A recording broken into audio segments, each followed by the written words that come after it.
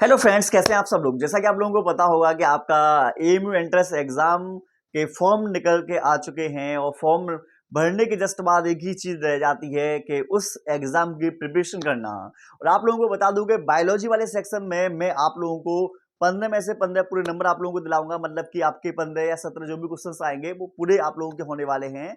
हर chapter wise से related मैं आप लोगों को पीवाईक्यू यहाँ पर सॉल्व कराऊंगा। यहाँ पर मैं पहले चैप्टर वाइज आप लोगों को करा दूंगा सॉल्व, जिससे कि चैप्टर वाइज पहले सेल चैप्टर के सारे ऑब्जेक्टिव क्वेश्चंस करा चुका हूं। आज हम टिश्यू के लिए देखेंगे और एक एक करके हम सारे के सारे क्वेश्चंस को हम करने वाले हैं।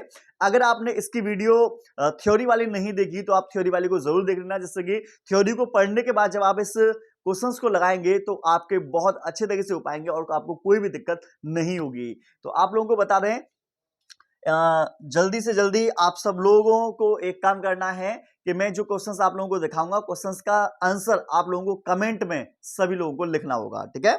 तो आज हम पढ़ेंगे किसका, क्या पढ़ेंगे, टिश्यू। टिश्यू को हम बोल देते हैं ऊतक। मतलब आखिरकार ये ऊतक है क्या चीज। A tissue is made of. तो आपके सामने यहां पर 4 ऑप्शन दे रखे हैं कि जो टिश्यू है कैसे बना हुआ होता है टिश्यू। तो ये हम लोगों को बताना है। तो बोलेंगे cell with similar structure but very different function, गलत। A diverse group of cell the perform different function, गलत। Cell with similar structure common origin and performing similar function. तो यहां पर जो आंसर आएगा, समान कोशिकाओं का ऐसा समूह जिसकी उत्पत्ति, संरचना तथा कार्य समान होता है, उसी को ऊतक कहा जाता है। इसका आंसर जो आएगा वो आएगा तीसरे नंबर का, ठीक है। चलो, अब आप देख रहे हैं ये सेकंड नंबर का प्रश्न है। Which of the following is not true for a meristematic tissue. मतलब आप लोगों को बताना है कि मेरिस्टेमेटिक टिश्यू को बोलते हैं विभोजितक ऊतक। विभोजितक ऊतक से संबंधित कौन सा प्रश्न गलत है इसमें, मतलब कौन सा ऑब्जेक्टिव गलत है। It has living thin wall cell, बिल्कुल सही है। सेल हैव डेंस प्रोटोप्लाज्म, सही है। They have no intercellular space, ये भी ठीक है। They store reserve food material. तो आपको बता दें ये 4 वाला जो आंसर है वो बिल्कुल राइट आंसर है। ये फूड को स्टोर करने का काम नहीं करता है, ठीक है। चलो, तो आपके सेकंड नंबर का जो आंसर आया वो क्या आएगा, फोर्थ आएगा। आगे बढ़ते हैं नेक्स्ट क्वेश्चन की तरफ। देखिए, the meristematic responsible for increase in girth of stem is known as. तो आपको बता दें कि हमारे पास जो तना होता है, तना मोटाई में वृद्धि करता है, किसके द्वारा, वो मोटाई में वृद्धि करेगा लेटरल मेरिस्टेम के द्वारा, ठीक है। इसको पार्श्वीय विभोजितक बोलते हैं। तो पार्श्वीय विभोजितक के द्वारा ये क्या करता है, ये इंक्रीज करेगा, ठीक है। एपिकल मेरिस्टेमेटिक पौधे की तना को लंबाई में वृद्धि करता है, ठीक है। इंटरकैलरी मेरिस्टेमेटिक ये जो शाखाएं होती हैं उन शाखाओं में वृद्धि करता है। आगे, elongation of internode of stem of grasses of facilitated by. तो आपको बता दें जो ग्रास का जो संबंध है, जो छोटी छोटी घास में निकली रहती हैं, ये बनेंगी किसके द्वारा, इसके द्वारा इंटरकैलरी मेरिस्टेमेटिक के द्वारा। तो इसका आंसर जो आएगा वो आएगा 3 वाला। आपको मैं पहले ही बोल चुका हूं कि अगर आप इसकी थ्योरी को पढ़ लेंगे तो आपके एक बार में सारे क्वेश्चंस हो जाएंगे, कोई भी दिक्कत नहीं होगी। एक काम करो, पहले इस वीडियो को देख लो, फिर इसकी थ्योरी देखना। थ्योरी वाली जो वीडियो है मैं वीडियो के लिंक मतलब डिस्क्रिप्शन में डाल दूंगा, वहां जाके देख लेना। उसके जस्ट वाला आपको क्या करना, फिर से इसके क्वेश्चंस लगाने हैं, जिससे कि आप लोगों के एक एक क्वेश्चंस बड़े आसानी से हो सके, कोई भी दिक्कत आपको ना हो, ठीक है। आइए आगे बढ़ते हैं। Next question, the dividing tissue present is between xylem and phloem of the stem in the plant is. तो कौन सा आएगा इसमें, तो आपको बता दें इसमें आना चाहिए ये वस्कुलर कैम्बियम आना चाहिए। कौन सा आएगा, वस्कुलर कैम्बियम। तो इसका आंसर आएगा 4। Next, which of the following is a living mechanical tissue. आपको बता दें ये स्क्लेरेन्काइमा जो होता है ना, ये स्क्लेरेन्काइमा तो ये वो हो जाता है, मतलब कि परिपक्व होने के बाद में मृत हो जाता है। तो पेरेन्काइमा और कोलेन्काइमा जो है ये दोनों ही लिविंग है और ये मैकेनिज्म में काम आते हैं। तो बोथ फर्स्ट एंड सेकंड। तो इसका आंसर जो आएगा वो आएगा 4 वाला, ठीक है। चलो, यहां देखो, यहां लिखा हुआ है which of the following plant tissue does not belong to the group of other 3। तो आपको बता दें इन सभी में इन चारों में एक सबसे अलग है, वो कौन सा वाला है? वो मुझे ये वाला सबसे अलग लग रहा है, तो इसको आप अलग हटा दीजिए। ये जो मुझे सभी लग रहे हैं ये पेरेन्काइमा है, और ये मतलब ये सरल वाले हैं, ठीक है, सिंपल टिश्यू है, और ये कॉम्प्लेक्स टिश्यू लग रहा है मुझे। आगे, collenchyma is considered a living tissue because, तो आपको पता है लिविंग टिश्यू है बिकॉज इट हैज प्रोटोप्लाज्म, तो इसका आंसर जो आएगा 8 वाले का आंसर आएगा 3, ठीक है। नेक्स्ट वाला देखो 11वां, collenchyma differs from sclerenchyma in, तो जो कोलेनकाइमा है वो डिफरेंट है स्क्लेनकाइमा से, having suberin cell wall and protoplasm, having lignin cell wall and protoplasm, not having protoplasm and pectin cell wall, having pectin cell wall and protoplasm, तो इसमें क्या आएगा? स्क्लेनकाइमा से क्यों भिन्न है? क्योंकि आपको बता दें इसके अंदर हमको मिलेगा, हाँ, having suberin cell wall and protoplasm, इसका आंसर जो आना चाहिए वो फर्स्ट आना चाहिए। Next, succulent are capable of storing water in their stem due to the presence of, आपको बता दें ये स्टोर कर पाते हैं वाटर को, क्यों कर पाते हैं? इसके पीछे जो कारण है वो तो भाई यही आना चाहिए, जहां तक मेरा अंदाजा है पेरेन्काइमा आना चाहिए, ठीक है, क्या आना चाहिए? पेरेन्काइमा आना चाहिए, ठीक है।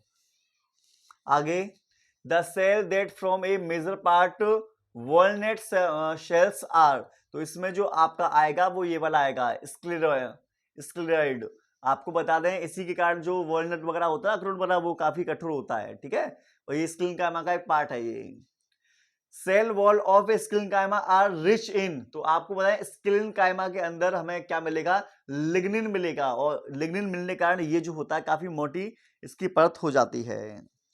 Sieve tube are present in, तो सीव ट्यूब कहां पर मिलेगी? तो बोलेंगे ये फ्लोएम के अंदर मिलेगी, और फ्लोएम का मुख्य काम होता है ये फूड को ट्रांसपोर्ट करने का काम करता है, ठीक है। कैम्पेनिन सेल्स इज एसोसिएटेड विद, तो कैम्पेनिन सेल का संबंध यहां पर सीव ट्यूब से है, तो 16 का आंसर आएगा 4th वाला। ट्रेकिट्स आर द कंपोनेंट्स ऑफ, तो ट्रेकिट्स जो है वो कंपोनेंट होता है जाइलम का, किसका होगा? जाइलम का। जाइलम ट्रांसपोर्ट करता है वाटर एंड मिनरल्स, इन दोनों चीजों का। आगे, विच of the following tissue is composed of only dead cells, तो यहां पर जो composed of only dead cells, तो इसमें जाइलम या कॉर्क इन दोनों में से कोई एक आएगा, ठीक है, जाइलम या कॉर्क इन दोनों में से कोई एक आएगा। आगे बढ़ते हैं, the components of xylem which help in lateral conduction of water is, तो आप देख रहे हैं तो यहां lateral conduct of water is, तो कौन करेगा? तो आपको बता दें यहां पर करेंगे ये xylem help which the lateral conducting of water is present, ठीक है, ये ट्रेकिट्स करेंगे।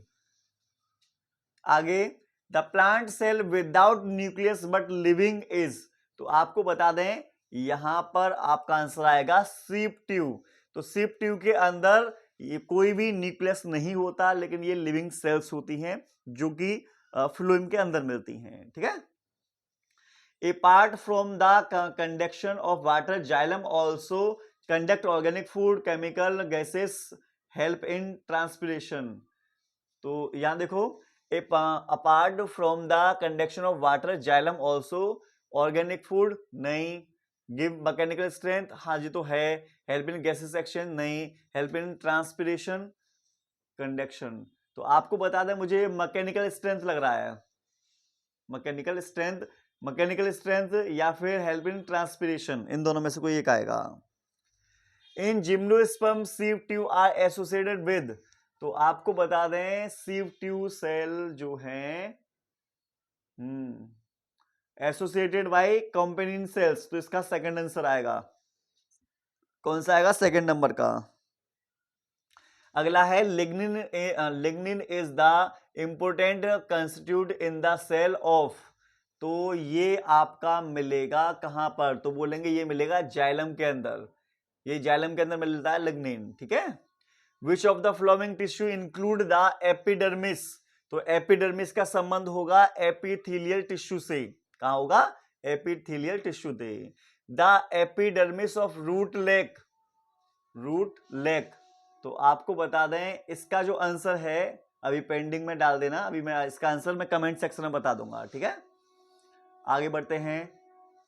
The characteristic feature of cork is, cork का काम क्या है? All of the above, all of the above, ठीक है। लेंटिकल्स हेल्प इज, तो इसका काम होता है गैसेस एक्सचेंज, ये गैसों को एक्सचेंज करने का काम करता है। विच type of tissue lines body cavity and covered body surface, तो बॉडी सरफेस को कवर करने का काम करता है एपिथेलियल टिश्यू, जिसको बोला जाता है उपकला उतक बोलते हैं, ठीक है। आगे देखो। The inner lignin of blood vessels is, तो इनर का आएगा तो आप बोल सकते हैं एंडोथेलियम आएगा इसमें, endothelium, blood vessels endothelium. The inner lignin of the blood vessels, ठीक है। Epithelial tissue which the flat sales appearing like packet tiles occur on, तो आपको बता दें ये आपको मिल जाएगी, कहां मिल जाएगी? इनर लिग्निन ऑफ चीक, ये यहां पर मिल जाएगी, ठीक है। आगे है basement membrane is made up, तो basement epidermal cell only, endodermal cell only. इसका भाई अभी पेंडिंग में रखना है इसे। Protein present in the matrix of cartilage is known as, तो आपको बता दें जो प्रोटीन प्रेजेंट है मैट्रिक्स कार्टिलेज है, तो कार्टिलेज से आएगा आपका कॉन्ड्रिन, ठीक है। कार्टिलेज जो होता है इसको उपास्थि बोलते हैं, उपास्थि जैसे कि नाक का लचीला भाग, ये कान का जो लचीला भाग है ये कॉर्टेक्स होता है, यहाँ पर स्वरयंत्र होता है लेरिंक्स, ये भी कॉर्टेक्स होता है। The function of adipose tissue is, तो एडिपोज टिश्यू जो होता है ये क्या करता है? Storage of fat, adipose tissue store कर लेता है फैट को, ठीक है। तो इसका आंसर पहला आएगा। आगे देखो। In mammals histamine is secreted by, तो हिस्टेमिन जो होगा वो निकलेगा मास्ट सेल्स से, ठीक है, ये भी ध्यान रखना। Various phagocytes and actively mobile WBC, WBC जो फेगोसाइटोसिस एक्टिव मोबाइल, ठीक है। तो फेगोसाइटिस का जो है वो इसमें आएगा न्यूट्रोफिल्स में। ब्लड एज, ब्लड का पीएच मान होता है 7.4, तो ये आएगा स्लाइटली एल्कलाइन, सेकंड नंबर का आएगा। Mast cell are found in, तो कहां पर मिलेंगी मास्ट सेल? तो बोलेंगे ये मिलेंगी व्हाइट फाइब्रस टिश्यू, नहीं, ये मिलेगी एरियुलर टिश्यू के अंदर। मास्ट सेल एरियुलर टिश्यू के अंदर मिलती हैं, ढीले संयोजी ऊतक के अंदर। The major constituent of vertebral bone is calcium phosphate, sodium chloride, calcium carbonate, potassium hydroxide, तो इसमें आएगा कैल्शियम फॉस्फेट, तो हमारे हड्डियों के अंदर कैल्शियम फॉस्फेट की मात्रा ज्यादा पाई जाती है। अगला ये वाला हो गया। कार्टिलेज इज प्रोड्यूस्ड बाय, तो आपको बता दें कार्टिलेज प्रोड्यूस क्या करेगी? कॉन्ड्रोसाइट्स, ये इसका आंसर आएगा 42 का 4 वाला। बोन, अगला है बोन फॉर्मिंग सेल आर, तो इसमें आएगा ऑस्टियोब्लास्ट आता है, तो ये आएगा osteoblast, bone forming cell osteoblast answer आएगा। टेंडन आर मेड अप, तो टेंडन जो होता है ये बना हुआ होगा, टेंडन कोलेजन तंतु से बना होगा, कोलेजन प्रोटीन होती है, ठीक है। Which tissue include blood and adipose tissue, तो ब्लड और एडिपोज टिश्यू दोनों ही कनेक्टिव टिश्यू कहलाते हैं। Muscles are connective to bone, तो मसल्स कनेक्ट से जुड़ी हुई होगी, वो किसके द्वारा जुड़ी होगी? टेंडन के द्वारा।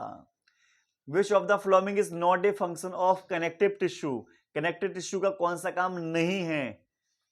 प्रोड्यूसिंग ब्लड सेल्स, ठीक है। Binding the support body part, ठीक है। Line body surface and cavity, देखते हैं। Store energy in the form of fat, ठीक है। इसमें line body surface and cavity, इसमें मुझे 3 वाला लग रहा है, 3 वाला मुझे इसमें लग रहा है, ठीक है। आगे बढ़ते हैं। देखो अगला क्वेश्चन क्या कह रहा है हमारा। The bone are connective to each other, दो बॉन्ड्स आपस में जुड़ी हुई होती हैं, तो वो जुड़ी हुई होंगी लिगामेंट के द्वारा। Which type of tissue a responsible contraction that allow movement organic of the entry of body. तो मूवमेंट करने का काम जो करेगा वो करेगा मसल्स टिश्यू, ठीक है। The cytoplasm muscle cell is called, तो साइटोप्लाज्म होती है मसल्स की, उसको बोलते हैं, क्या बोलेंगे उसको, उसको बोलते हैं साइटोप्लाज्म, सार्कोप्लाज्म बोलेंगे। तो साइटोप्लाज्म को बोला जाता है सार्कोप्लाज्म, क्या बोलेंगे, सार्कोप्लाज्म। और इस तरीके से देखिए आप लोगों ने कि मैंने बहुत ही फास्ट तरीके से आप लोगों के जो टिश्यू के जो क्वेश्चंस थे भाई मैंने आप लोगों को करा दिए। आपको क्या काम करना है, थ्योरी पढ़ने के बाद, इसकी थ्योरी आप पढ़ लीजिए, थ्योरी पढ़ने के बाद जब इन क्वेश्चनों को फास्ट तरीके से लगाएंगे तो आपके आराम से हो जाएंगे, कोई दिक्कत आपको नहीं होगी। और थ्योरी इसकी जरूर करिएगा, अगर आपके कोई भी डाउट है तो डाउट पूछ लीजिएगा, ठीक है। और लगातार पढ़िएगा, पढ़ाई करो बस, और क्या कहना है।